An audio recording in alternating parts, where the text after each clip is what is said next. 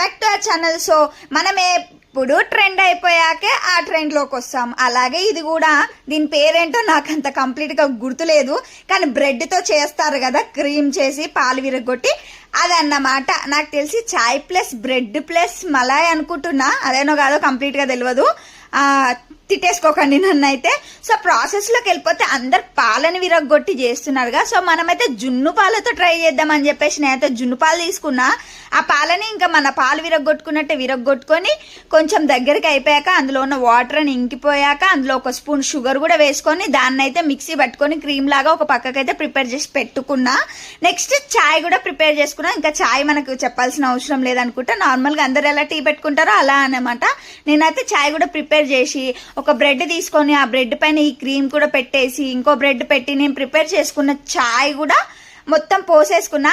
ఇంకా టేస్ట్ విషయానికి వస్తారంటారా, అలా చేస్తే టేస్ట్ ఎలా ఉంటుందో నాకైతే తెలియదు, కానీ ఇది మాత్రం సూపర్ ఉంది, నాకైతే మస్తు నచ్చింది. ఒకసారి మీరు కూడా ట్రై చేయండి. అండ్ జున్ను పాలు కూడా ఎవ్రీ టైం దొరుకుతుందని ఉండదు, ఒకవేళ దొరికితే మాత్రం ఇలా అయితే ట్రై చేయండి.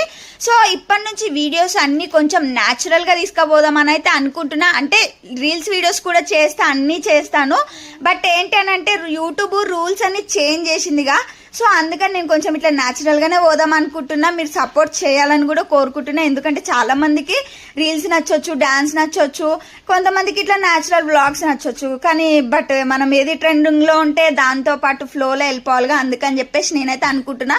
మీరు కొంచెం సపోర్ట్ చేయాలని కూడా కోరుకుంటున్నా.